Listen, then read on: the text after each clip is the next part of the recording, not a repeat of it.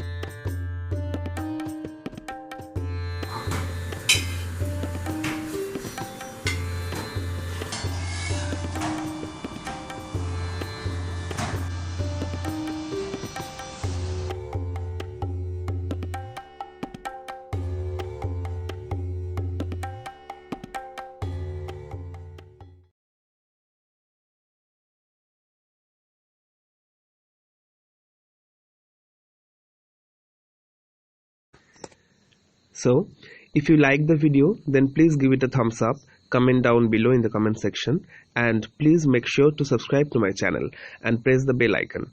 Happy cooking and thank you.